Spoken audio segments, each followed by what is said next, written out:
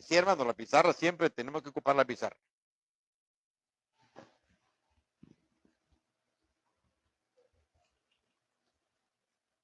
No olviden que estamos estudiando siempre. Yo creo que este es uno de los estudios bonitos porque se habla de la vida espiritual de cada uno de nosotros. Somos extranjeros, peregrinos, estamos batallando en la carrera cristiana y la verdad que muchas veces vivimos la vida cristiana correctamente, pero en otras ocasiones de pronto nos desanimamos, nos desalentamos. Y es que obviamente, hermanos, el diablo seguirá trabajando, batallando, tratando de ahogar la fe, la esperanza que hay en nuestras vidas. Pero qué bueno que no estamos solos en esta lucha. Desde que aceptamos a Jesucristo como nuestro Salvador personal, el Espíritu Santo, la tercera persona de la bendita Trinidad, está en nosotros, está con nosotros y está sobre nosotros. Hay tres cosas importantísimas. Acuérdense que Hechos capítulo 1, versículo 8 dice que el Espíritu estará sobre vosotros. Hermano, estamos protegidos, hermano. Ahora, si estamos viviendo vidas miserables espiritualmente, no es culpa de Dios. Es culpa de cada uno de nosotros. Estoy desanimado. No me encanta leer la Biblia. Ya no tengo tiempo de oración. No me gusta asistir al templo, etcétera, etcétera. Hermano, no es posible que a esta altura de nuestra existencia, de nuestra relación con el Señor, estemos con esa actitud. El sabio Salomón dijo, 7 veces cae el justo. ¿Y qué hace el justo? Nuestra naturaleza es ser oveja, no ser cerdo. La naturaleza de cerdo es revolcarse. Él se siente chapalotea, él se siente feliz en el lodo. Una oveja no. La oveja puede caer, pero no se queda ahí porque esa no es su naturaleza. Y nosotros somos ovejas del Señor Jesucristo, propenso, hermanos, a caer en cualquier momento, si descuidamos nuestra vida espiritual. Hay 4 secretos que siempre nos enseñaron para mantener una estabilidad espiritual. ¿Y cuáles son los secretos? Ya no es secreto porque todo el mundo lo sabe. 4 consejos que siempre damos. 1, lectura de la palabra del Señor y práctica de ella, porque nada sirve tomarla como un periódico. Lectura y práctica de la palabra del Señor. Y se nota en la vida de los cristianos cómo comienzan a reverdecer como arbolitos, comienzan a reverdecer, rejuvenecen, pero también producen, son productivos en la obra del Señor. Usted puede leer el Salmo capítulo 1, versículo 2, versículo 3, dice, será como árbol plantado junto a corrientes de agua, que da su fruto en su tiempo y su hoja no cae. Oración es el segundo consejo que siempre hemos dado.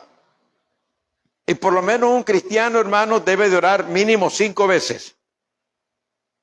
Pero estas 5 veces no te dan fortaleza espiritual. Hay que orar cuando nos levantamos. Señor, gracias por la vida.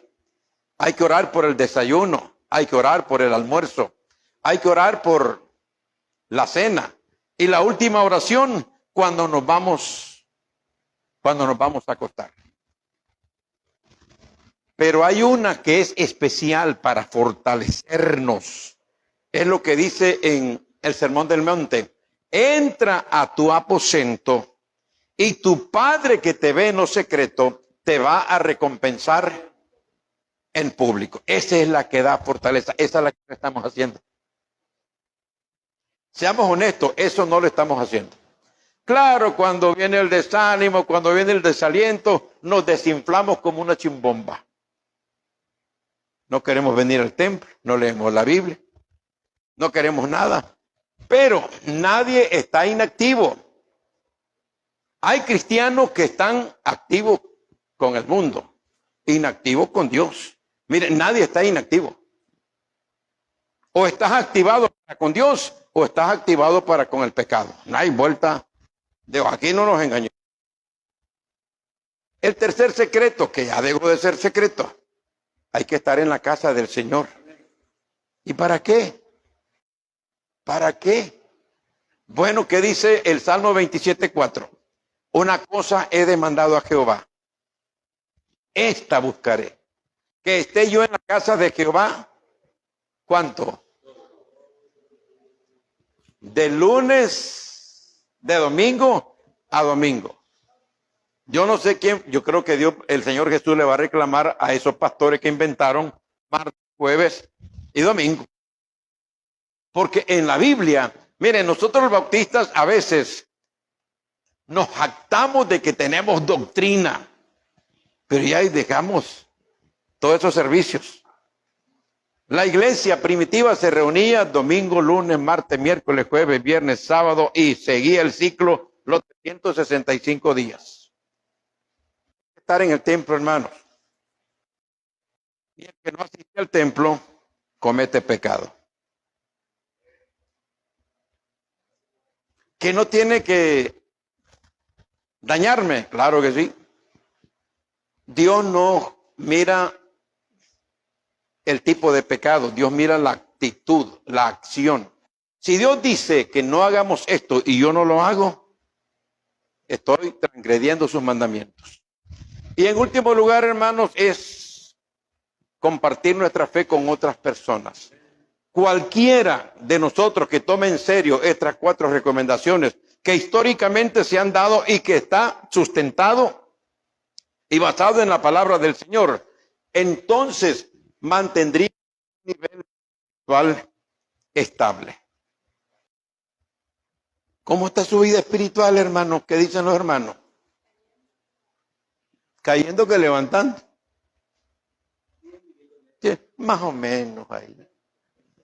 Luchando, pastor.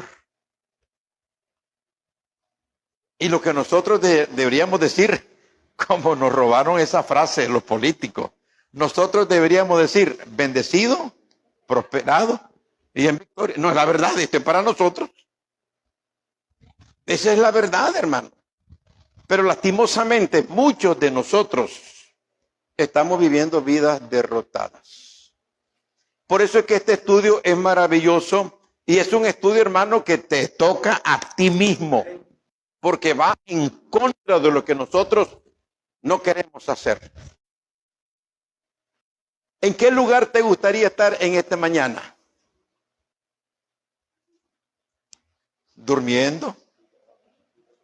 ¿O ganándote unos cuantos pesos por ahí que nos hacen falta? ¿O saliendo a pasear a cualquier lado? ¿Dónde te gustaría estar? Tu cuerpo te dice, aquí no, pero por otro lado sí. Esa es la verdad. Esa es la lucha, esa es la batalla. Y el peor enemigo que nosotros tenemos está dentro de cada uno de nosotros. Mateo capítulo 10, versículo 36, que dice, los enemigos del hombre, ¿quién es? ¿Quién es? Usted mismo. Usted no lee la Biblia y la practica porque no quiere. Usted no tiene tiempo de oración porque no quiere. Usted no asiste al templo porque no quiere. Ahora, hay su excepción en este sentido. Hay hermanos que trabajan turnos, ¿cómo se llaman? Turnos quebrados. Hay hermanos que así es. O hay hermanos que se nos enferman. Pero un hermano que no asista porque no quiere, ya esa es otra cosa. Decía el domingo pasado que nosotros hemos sido diseñados para vivir vida victoriosa en Cristo Jesús. Hay 2 textos y veámoslos por favor, porque dejemos que el Espíritu Santo utilice estos textos. Emanan de la sapiencia del apóstol Pablo. En Romanos capítulo 8, yo sé que ustedes lo saben.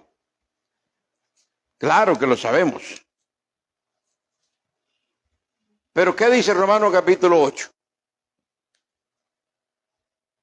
Mi padre tenía esa práctica en su ministerio. Miren, la primera pregunta que le decía a cualquiera, ¿cómo está tu vida espiritual?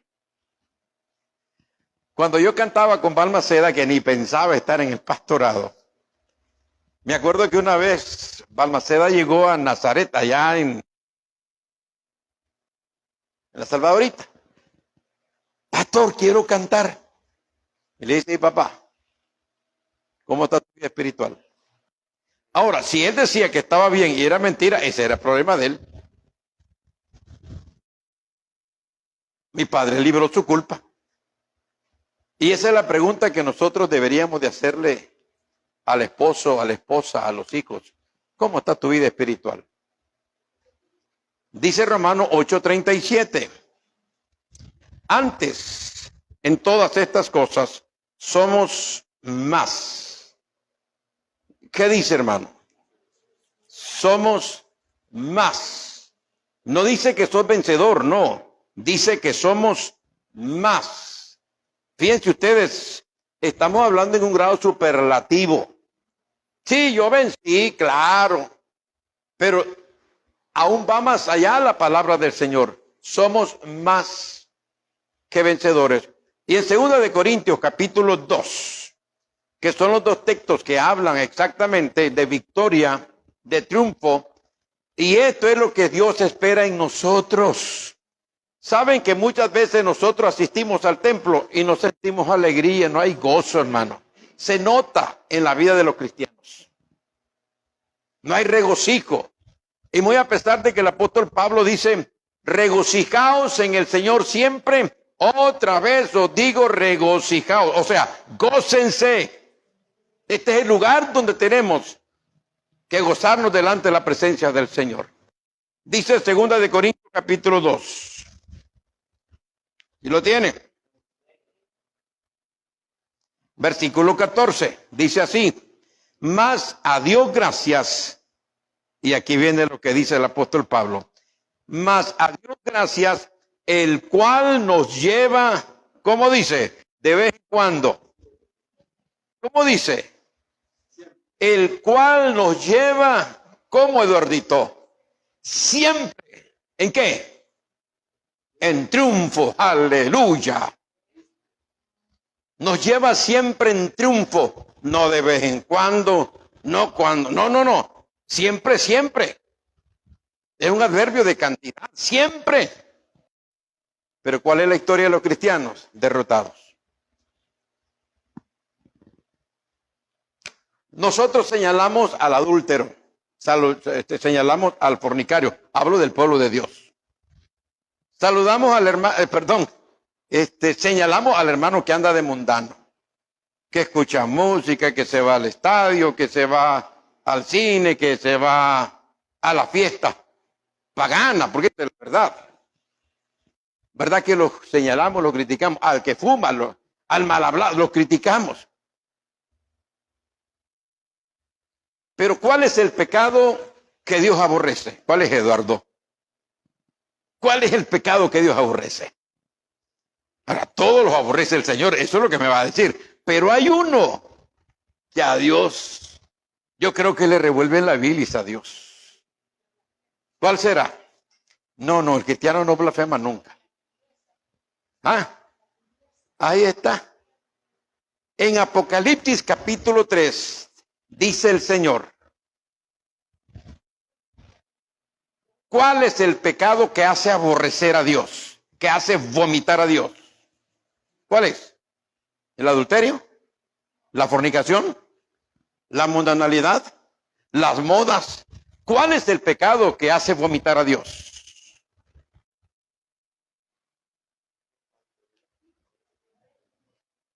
Abran Apocalipsis, hombre. Abran el Apocalipsis. Hermanos, el pecado que hace vomitar a Dios es la tibieza, la indiferencia, la apatía, el no hacer las cosas que establece. Y esos son los pecados que nosotros creemos que no nos están haciendo daño. Y nos están haciendo daño. Ya lo vieron en Apocalipsis capítulo 3. Y yo creo que necesitas y necesitamos, y los hermanos que escuchan la transmisión necesitan. Mire, en las iglesias se señalan los pecados visibles. Ya los dije los nombres y podemos sacar toda la lista de pecados que señalamos, pero no aparece en la Biblia que vomita a Dios, que que es repulsivo para Dios. Pero esto que dice la palabra del Señor sí que es versículo 15 de Apocalipsis capítulo 3, 15 y 16. Yo conozco tus obras, que ni eres ni frío ni caliente. Ojalá fuese frío o caliente. Pero por cuanto eres tibio y no frío ni caliente, ¿qué dice el Señor? Te vomitaré de mi boca. ¿Ha encontrado usted el tiempo de ser cristiano que esta expresión aparezca en uno de los pecados que se practican comúnmente? ¿Verdad que no aparece esta expresión? Que el Señor le ha dicho a David, te vomitaré por lo que hiciste. O que le haya dicho a Noé, te emborrachaste, te vomitaré, Noé. O que le haya dicho a Sansón, por ser prostituto, te vomitaré. No. Pero al cristiano tibio, dice el Señor, te voy a vomitar. Me causas repugnancia ese estilo de vida. Mi hermano, y a pesar de que uno enseña esto a los hermanos, les vale. De veras, hermano. No toman en consideración. Y cuando vienen los males en su vida, comienzan a llorar. Cuando Dios comienza a apretar el asunto, entonces comienzan a lloriquear. Ay, Señor, ¿y por qué a mí? ¿Y por qué no al otro hermano? ¿Y por qué a mi familia? ¿Y por qué no con otra familia? Dios trata de diferente manera. Ahora, al hermano que es tibio en su vida espiritual, ¿cómo lo trata el Señor? Bueno, no ha cerrado la Biblia en Apocalipsis 3, ¿verdad? No. Versículo 17. Miren ustedes el trato que Dios le da a los hermanos, porque son salvos, escuche bien. El hermano que anda en tibieza, que es apático, que es indiferente, que es yoquipierdista. A él no le importa, ¿qué me importa que vayan al culto de esos hermanos? Pero yo no voy a ir, es que no quiero. Es que no quiero leer la Biblia. Es que me aburre orar. Es que no sé qué le voy a decir al Señor. Y máxime cuando hemos enseñado, hermanos, que uno tiene que orar 1 hora por lo menos todos los días. ¿Y qué le digo al Señor en 1 hora? ¿Y no se acuerda cuando fuimos jóvenes, cuando estábamos con la chavala tirándole el cuento? No era 1 hora, hermana Verónica. Era toda la noche. Y si el suegro se descuidaba, que nos dejaran dormir también. Ah, pero con el Señor 1 hora no podemos estar.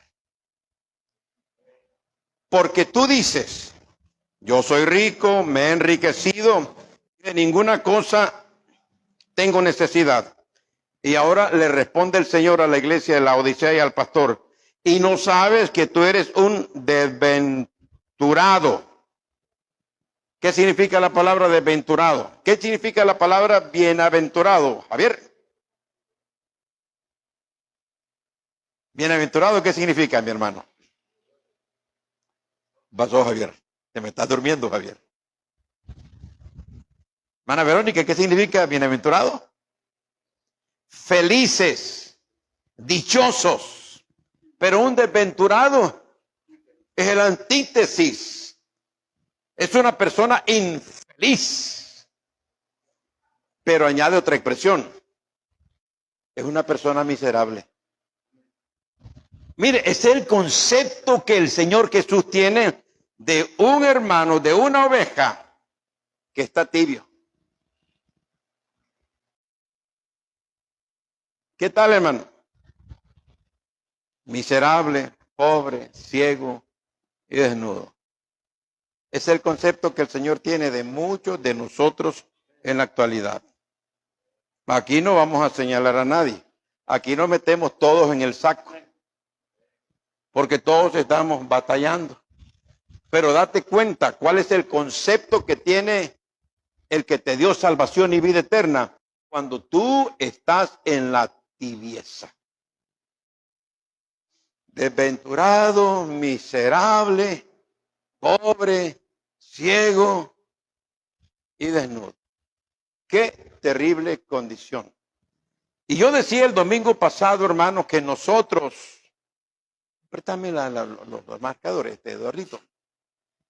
Nosotros fuimos diseñados desde que aceptamos a Jesucristo como nuestro Salvador personal.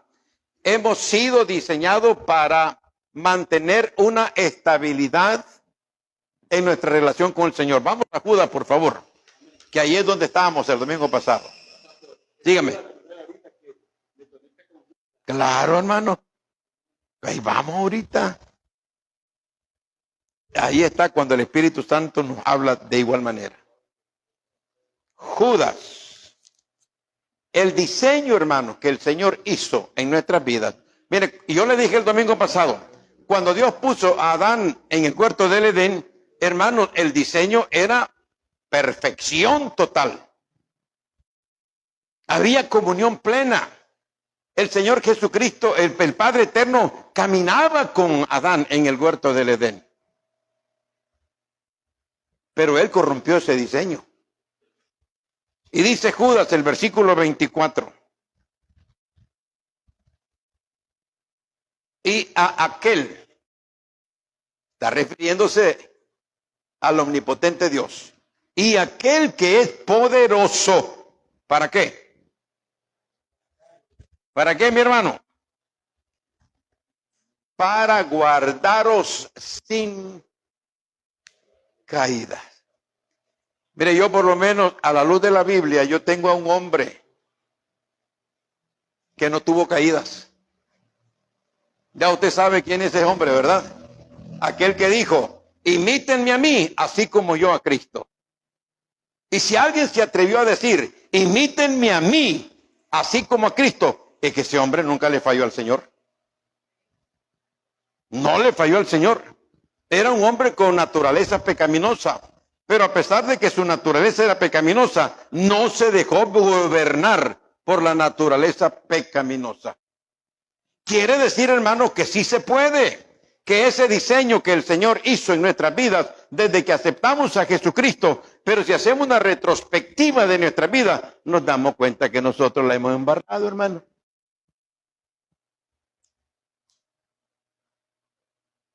Hay que ser honesto.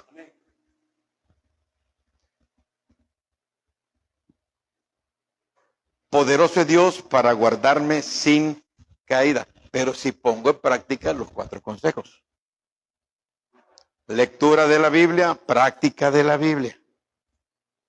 Tiempo de oración con Jesucristo, no las 5 oraciones, no. La oración del métete al aposento. ¿Y cuál es la hora más rica para orar? 4, 5 de la mañana. 4 de la mañana, 5 de la mañana. No hay ruido. El vecino no te pone a Bad Bunny, Bunny, así es. Así es. No se me hagan los tontitos los jóvenes. Ese cantante dice que es mejor que Luis Miguel. No se escucha ninguna bulla. Uno está sola con el Señor, absorto, con las luces apagadas, rodillas dobladas, clamando al Señor fortaleza para seguir avanzando en ese día. Como dice la hermana Maritza, Maritza, un día a la vez. Señor, este día. No sé qué va a pasar mañana, pero este día, Señor, quiero agradarte, quiero honrarte, quiero vivir para ti, quiero que tú me ayudes a controlarme. La oración, la asistencia al templo es para mire, la predicación, ¿para qué es? Para salvar al creyente. Dice 1 Corintios capítulo 1, versículo 21. La predicación es para salvar al creyente. Son tips en la predicación que los pastores emitimos de acuerdo a la condición en que está la iglesia. Pero las enseñanzas es la que nos va a dar consistencia. Poderoso es Dios para guardarme sin caída. Ese es la meta de Dios. Ese es el plan de Dios. Miren, esto es como el matrimonio. Cuando alguien se casa, ¿qué es lo que pretende Dios? Que ese matrimonio hasta dónde llegue. Hasta el final. Hasta el final. Ese es el plan de Dios. Ahora, muchas veces no se llega al final. Es la verdad. Circunstancias, no importa cualquier circunstancia, pero hay matrimonios que se están rompiendo fácilmente en la actualidad. Matrimonio de cristal, que cualquier cosa los rompe. En la vida cristiana, el plan de Dios es que todos nos guardemos sin caída. Y este texto debe de apropiarse y debemos de apropiarnos. Poderoso es Dios para guardarme sin caída. Pero, vamos a Proverbios capítulo 24. Pero, ¿sabe que David dijo en el Salmo 103? Dios se acuerda que somos polvo. Hermanos, Dios se acuerda que somos polvo. Somos imperfectos. Y Dios sabe que somos descuidados, que todo olvidamos. Y más ahora que tenemos la manera más fácil de pecar. ¿Cuál es la manera más fácil de pecar? Los celulares. Sí, los celulares. Ahí entra todo tipo de basura. A veces Ruth me critica, pero Ruth, yo no lo busco, ahí aparece. ¿Para qué quítame eso? Me dice. Uno no anda buscando ahora el diablo. Mire, en los años 60, los pastores viejos decían, no metan el cajón del diablo en la sala. ¿Cuál era el cajón del diablo? Eran los televisores. Pero ahora el bendito cajón del diablo, nos damos cuenta que eran los celulares también. Y en los celulares, hermano, hay todo, hermanito. Ahí está todo. Y aunque usted no lo busque, ahí se lo mete el diablo. Proverbios 24. Entonces, sin lugar a dudas, digo estas palabras, que usted las conoce, que yo las conozco. En el versículo 16. Dice el versículo 16. Porque 7 veces cae el justo. Está bien. 7 veces cae el justo. Pero no se queda en la pila del pecado. Ahí está el problema. Y tenemos, hermanos, la parábola del hijo pródigo. El hijo pródigo representa a un cristiano que se revela a su Padre Celestial, que se harta de estar en el templo, que se harta de las normas, porque lamentablemente, hermanos, la Biblia nos da norma ética para vivir en esta tierra. Y no nos gusta que nos pongan normas. Cansado, hastiado, aburrido, no hagas esto, es malo esto, no te vistas mal, no te vistas de esta manera, mira que el guaro es malo, que las malas palabras, que tus... Se cansó el hombre. Mira, papá, dame los billetitos porque yo ya me voy a ir a disfrutar. Y se fue al mundo. El problema es que las amistades duran mientras dura el dinero. La historia ustedes lo saben. No dice la Biblia cuánto tiempo se fue al mundo, pero Dios lo llevó a que pisara totalmente fondo. Y estando en ese lugar, Dios hizo la obra, se dio cuenta que ese no era su lugar. Y se acuerdan las palabras bonitas que dijo, y volviendo en sí, porque es una locura cuando nos separamos del Señor. Es una locura cuando permito que la indiferencia, la apatía, la arrogancia, la soberbia llegue a mi vida. Y volviendo en sí dijo, me levantaré. Si yo soy oveja, no soy cabro, no soy cerdo, soy la oveja del Señor. Me levantaré así pestífero, hediondo, todo lo que usted diga. Regresó al Padre. Padre, he pecado contra el cielo y contra ti. Ya no soy digno de ser llamado tu hijo. Hazme como uno de tus jornaleros. No hubo crítica, no hubo reprensión, sino que el padre dijo, mi hijo se había muerto y ha revivido. Se había perdido y es hallado. Pero como había un santurrón por ahí en la casa. ¿Se acuerdan ustedes quién era ese santurrón? ¿Ah? El hermano. Estos son los hermanitos que los tenemos en el templo. Criticamos al que anda sin vergüenza afuera. Y cuando regresa, qué barbaridad que viene a ser este zángano aquí. Lo apuñalamos, lo criticamos. Cuando lo que nosotros debemos de hacer es a restaurarse, a seguir sirviéndole al Señor Jesús. 7 veces cae el justo, pero la importancia no son las caídas, es levantarse. En uno de los viajes que yo hice hace mucho tiempo, hermanos, Estados Unidos, escuché a un predicador que dijo estas palabras. Que en la condición en que estaba medio ánimo. Él dijo estas palabras. No es como comenzaste la vida cristiana. Es cómo la vas a terminar.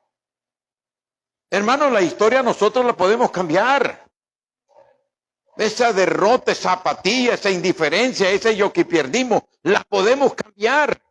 Y cuando lleguemos al tribunal de Cristo, pues acuérdense que cuando confesamos nuestros pecados y nos apartamos del pecado, hay perdón. ¿Qué dice Proverbios 28:13? El que encubre su pecado no prosperará, mas el que lo confiesa y se aparta alcanza misericordia. Por eso yo dije cuando comenzamos este estudio, miren, terminamos la segunda venida de Cristo y lo llevé hasta donde el tribunal de Cristo, porque para mí era importante eso. Decirle a los hermanos que vamos al tribunal de Cristo, que vamos a entregar cuentas, que muchos se van a alejar avergonzados del Señor, porque sabiendo que no vivieron una vida digna, la salvación es free, es gratis. Eso no cambia absolutamente nada. Pero enfrentarse a Cristo, habiendo tenido la oportunidad de cambiar. Hay hermanos, como dice el apóstol Pablo, abran 2 Corintios capítulo 12, porque esta es la historia amarga y triste de muchos cristianos en la actualidad. 2 Corintios capítulo 12. Dice Pablo, versículo 20, versículo 21, dice así.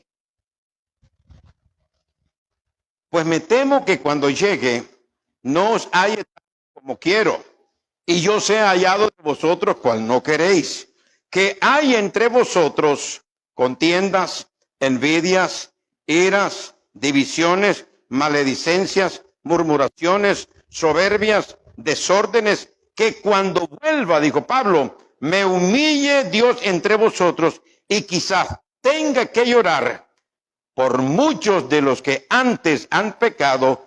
¿Y qué dijo Pablo? Esta es la historia de la iglesia hoy en día.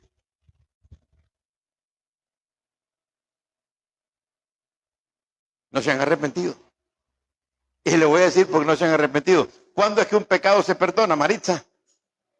¿Cuándo perdona Dios un pecado? Cuando lo confieso y me aparto. Ay, Señor, perdóname, Señor. Ay, fui débil, Padre. Y a los días siguientes vuelve a hacer lo mismo. Ay, Señor. Y fíjense ustedes, y lo estoy llevando a un plano más sencillo. No lees la Biblia, le pedí perdón al Señor, pero no lo haces, no sigue haciéndolo. Ese pecado no está perdonado. Por eso es que dice el Salmo 32, versículo 1, bienaventurado el varón cuya transgresión ha sido perdonada. ¿Y cuándo es que realmente Dios perdonó mi pecado? Cuando se lo confesé y cuando me aparté. Punto. Pero ¿qué dice Pablo? Muchos han pecado y no se han arrepentido. Siguen con la maleta, siguen con la paleta del pecado chupándola. Y sigan haciendo. Está bien. Al final del cuento, Gálatas 6 te dice, no se engañen. Dios no puede ser burlado. Todo lo que usted haga, dice, va a traer cosecha. Y muchas veces, hermanos, a ver, sembrar un grano de frijol, ¿qué nace? ¿Qué nace? ¿Ah? Es una ristra. ¿Ah? Es una vaina. ¿Cuántos frijoles vienen en esa vaina? David cometió un pecado. Y la vaina que le resultó de su pecado, hermano, fue desastrosa. Esto es lo que no entendemos nosotros. Y cuando Dios llega a poner en cintura a su hijo, ahí nos lamentamos. Hermano Johnny tiene un versículo que le encanta sacarlo, en Proverbios 23. ¿Para quién será él ahí? Para el que ande sin vergüenza. Para el que no se arrepiente y no se aparta. El diseño es que nosotros, Dios es capaz de guardarme sin caída. Segunda de Pedro capítulo 1, que es donde vamos a entrar. ¿Sí, hermano? ¿Está bien?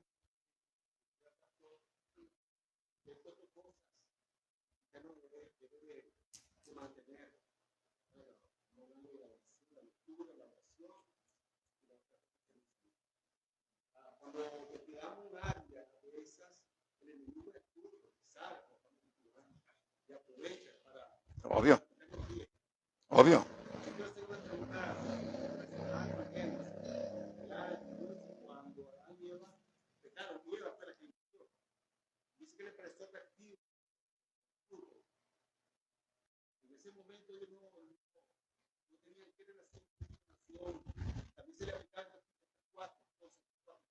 No, porque no existía la iglesia. No había pecado. Había perfección, nada más, un parámetro. De todos los árboles pueden comer, menos del árbol de la ciencia del bien y del mal. Punto.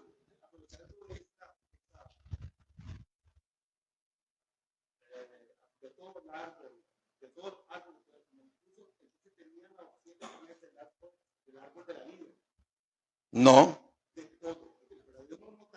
De todos los árboles, no, ese es para la subsistencia aquí en la tierra. De todos los árboles pueden comer, menos del árbol de la ciencia del bien y del mal.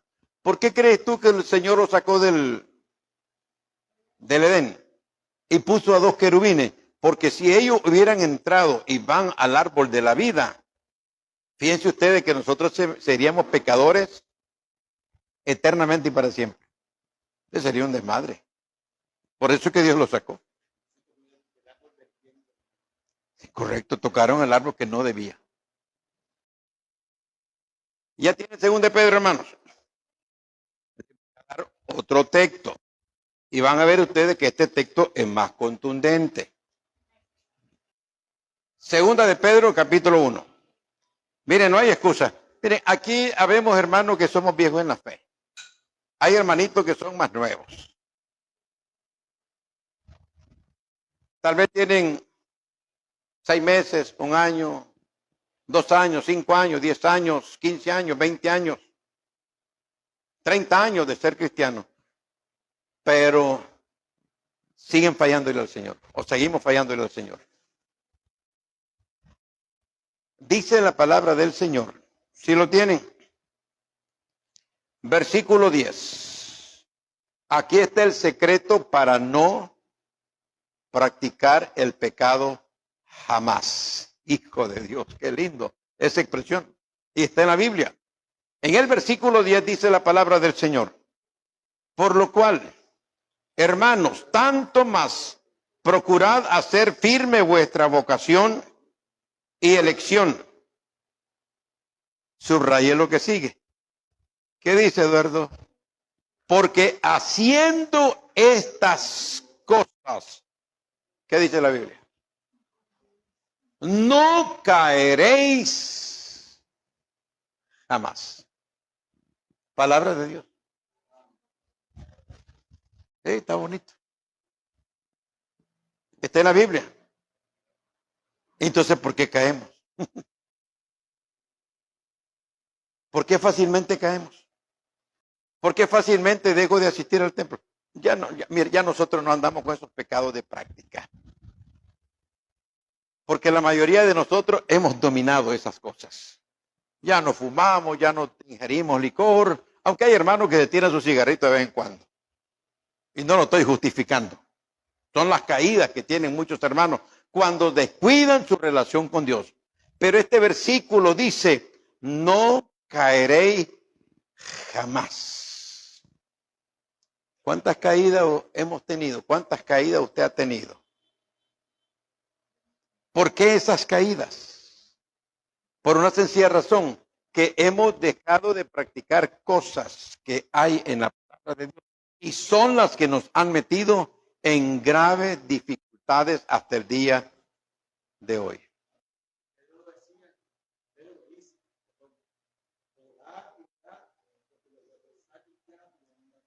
Sí, pero muchas veces el diablo no tiene culpa.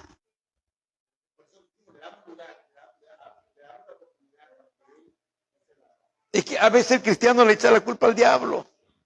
Y el diablo es su esposa, dice, el diablo es mi marido, el diablo son mis hijos. Yo quiero componerme, pero no me dejan. No, el problema está en nosotros, en este cuerpo está el problema. Ese es el problema. Uno de los frutos del Espíritu Santo, templanza, dominio propio. Ay, pastor, ¿qué culpa tengo yo? Me decía una joven, ¿qué culpa tengo yo, pastor? Si me invitan, yo soy débil y nos vamos. Me pura sinvergüenzada. Nada más. Tenemos que ser honestos, nos gusta pecar, hombre. Esa es nuestra tendencia es al pecado, no a la santidad. Hermano, usted va a salir de esta escuela dominical de regreso a su casa. Allá está esperándote la naturaleza pecaminosa que salgas. ¿Quién peca aquí? ¿Quién peca aquí? Mire, aquí hay matrimonios perfectos. Aquí no pelean. Va a la casa o van en el camino. Comienzan los pleitos. Llegamos al hogar, hasta el perro lo agarramos a patadas muchas veces.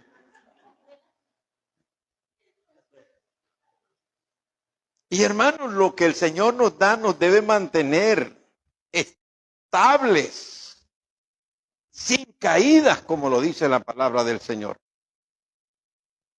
Veamos entonces cuáles son las cosas que tenemos que hacer para no caer jamás. Porque escuchen de esto, para no caer jamás. Ay, esto es lindo. Este es un diseño maravilloso. ¿Por qué no aceptamos ese reto? Veámoslo, ahí está en la Biblia. Vamos. Versículo 5. Hay un eslabón, hay cadenas que necesitamos nosotros practicarlas para que no caigamos jamás. ¿Cuáles son? 1.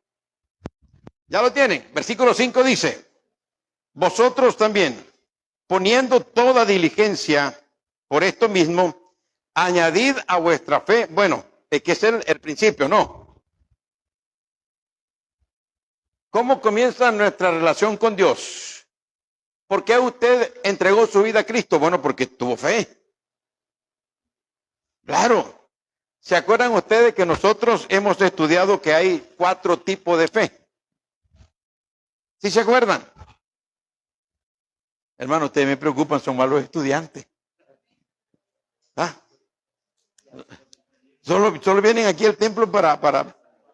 No están estudiando. Es que ese cajoncito del diablo que andamos cargándolo, eso nos tiene fatal. Ese bendito cajoncito del diablo hasta el servicio lo llevamos. Ahí está en el baño. Todo se nos puede olvidar. Y lo digo por experiencia. A veces voy en la moto y ya llevo como 20 minutos el celular y voy para atrás de nuevo. Mire cómo el diablo nos tiene atado, hermanos. Ok. A la fe, ¿qué hay que añadirle? Virtud. Miren ustedes el eslabón. Al virtud, ¿qué hay que añadirle? Conocimiento. Es que aquí está el secreto, hermano. Este está el secreto. Al conocimiento. Dominio propio. Dominio propio. Acuérdense algo.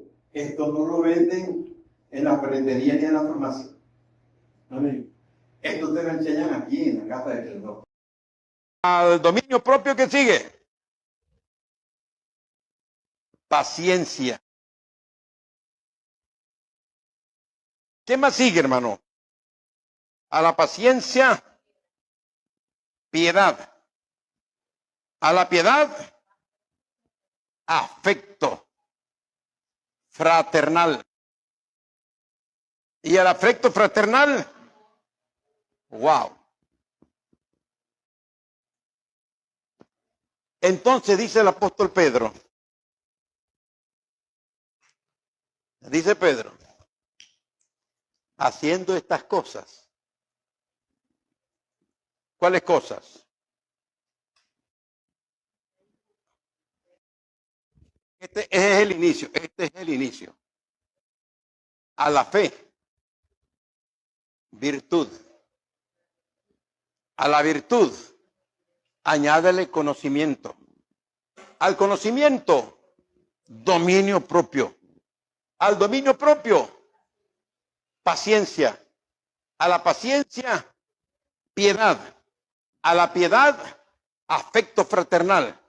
Y al afecto fraternal, miren ustedes qué tremendo es esto. ¿Comienza por dónde? ¿Con qué termina? 1 Corintios capítulo 13, el versículo 8, ¿qué dice?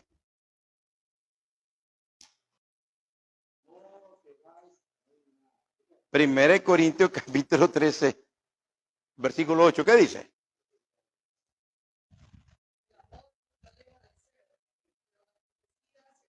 O el último versículo, ¿qué dice? Permanece. Ahí está.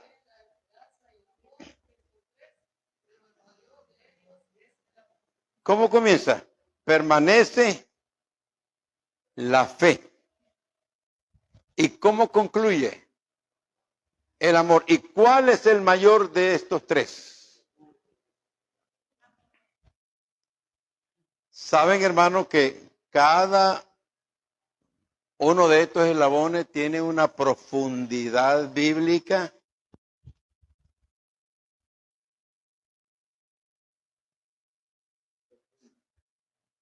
Piense en lo que usted está fallando. Ahora, déjeme decirle, los bautistas tienen conocimiento. Todas las organizaciones evangélicas saben que los bautistas tienen conocimiento. Estamos hablando de los bautistas buenos, no de hoy en día, que están enseñando unas cosas locas. Dominio propio. Paciencia. Piedad. Afecto fraternal. Amor.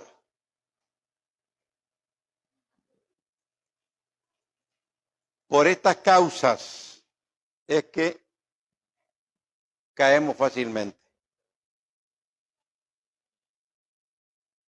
Y saben, hermanos, que Dios siempre nos manda un test cotidianamente.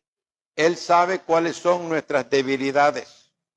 Y a veces no entendemos nosotros que Dios manda situaciones en nuestras vidas para fortalecer nuestra relación con Él. Mire, cuando la gente busca los gimnasios, hay gente que busca el gimnasio para perder la barriga, ¿no? Hay ejercicio para la barriga. Que no me digan deja de comer porque esto es misión imposible. Pero hay ejercicio. Si quieren tener mocheta, como le dicen allá afuera los muchachos, tan feo que se miran, ¿no? Brazos así. hay ejercicio para fortalecer los bíceps. Para las mujeres hay ejercicio para fortalecer los glúteos. Sí, no, de veras. O hay ejercicio para fortalecer las piernas. Miren ustedes qué interesante. Ahora, hablando espiritualmente, cada una de estas cosas es un ejercicio que necesitamos practicarlo cotidianamente. Y entonces dice el apóstol Pedro, y lo dijo un hombre que le falló al Señor. Lo dijo un hombre que dijo, maldigo, yo no lo conozco. Y Dios tuvo que ir a restaurarlo. Y le dijo a Pedro, mira Pedro,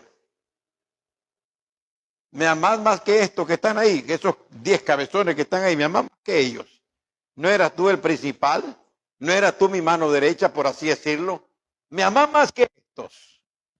Fíjense que el Señor, es interesante cuando uno lee la Biblia, el Señor no se refirió ni a Juan, ni a Jacobo, ni a Zebedeo, ni a Judas. Y fue con Pedro, porque siempre fue el líder entre ellos.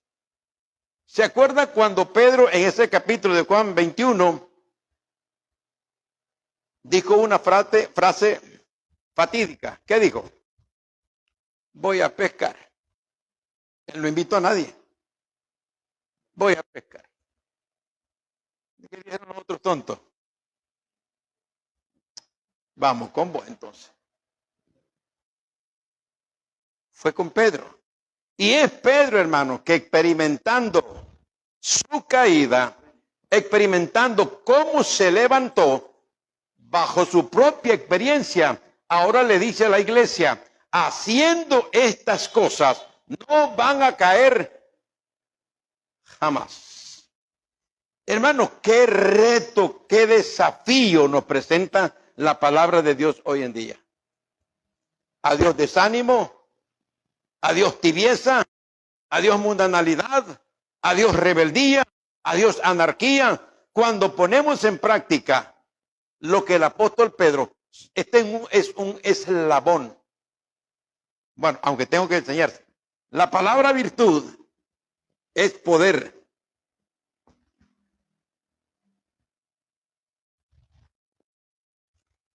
Dice Génesis que de pronto las virtudes del cielo se rompieron. ¿Han leído ese pasaje? ¿A qué se refería entonces el escritor? El poder. Un poder se abrió y las cataratas o las aguas cayeron. ¿Y cuál es el poder de Dios? El Espíritu. Es el poder. Comienza con fe y comienza con ¿qué más? ¿Usted tiene fe? Sí. ¿Usted tiene poder? Sí. Pero ¿qué pasa con ese poder? Está apagado.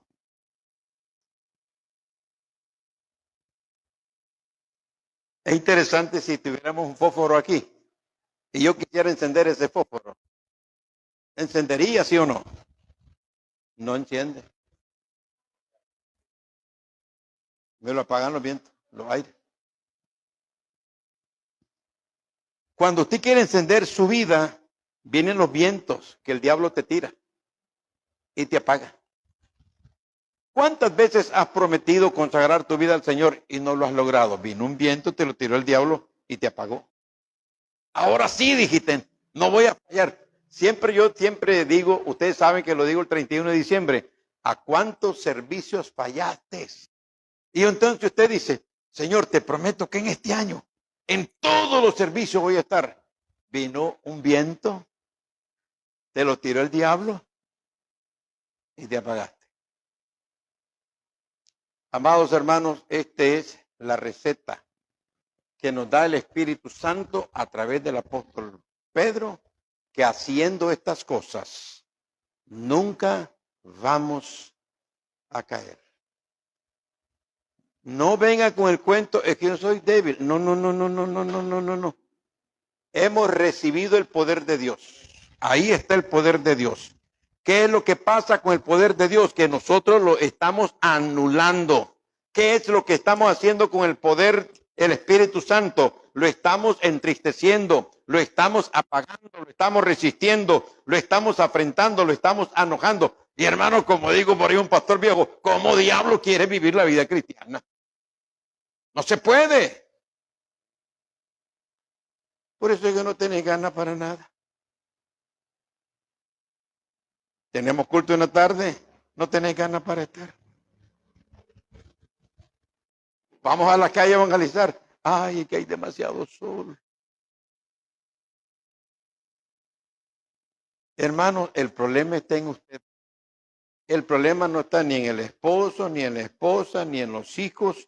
No está en la sociedad. Nos movemos. No está ni en el pastor, no está ni en el diácono. No, está en cada uno de nosotros. Terminemos con 1 Corintios capítulo 9. Óigame, esto lo vamos a estudiar. Eso es lo que viene. Porque haciendo estas cosas no caeréis jamás.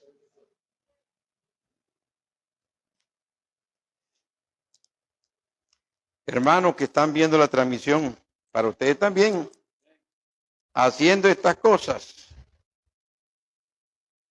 Hay un versículo en la Biblia que dice, diga el débil, fuerte soy. Aleluya, si se lo sabe, hermana. Diga el débil, fuerte soy.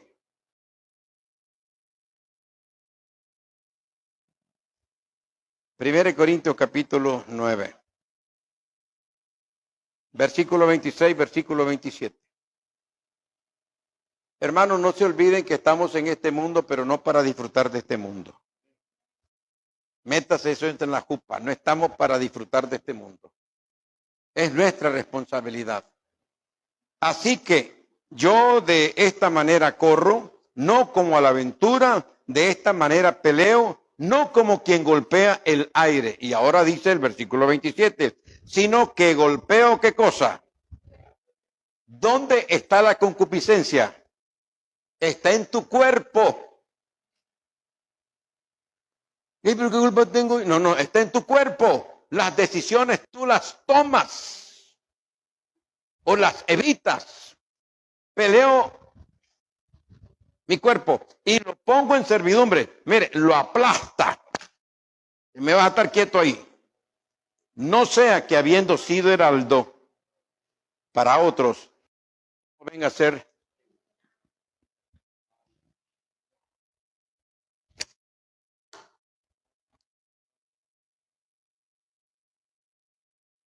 te va a decir Laura, amor, no vayamos al culto. Descansemos. Ahí está la tentación. No, yo no he dicho que se equivoque, estoy poniendo un ejemplo clásico, ¿no? Papá, tenés rato de no salir con nosotros, llevarnos a pasear. Trabajo, estudio, y todavía irme a meter. No, hombre, necesito esparcimiento. El niño llorón y la nana que lo pellizca, hermana Verónica. Golpeo mi cuerpo, flagelo este cuerpo. Yo no estoy diciendo que hagamos lo que hacen los católicos. ¿Sabían ustedes que flagelar para los católicos es agarrar y darte duro hasta que sangre? ¿Sí? Ese es flagelar. Y nosotros no vamos a hacer eso. Sencillamente necesitamos este elemento. Dominio propio. Dominio propio. Hermano, todos tenemos algo que nos gusta del pecado. Hay hermanos que son salvos, convertidos, pero no pueden estar viendo una cervecita que está ahí espumosa. Ay, Señor, me voy para este lado, sí. ¿Ah?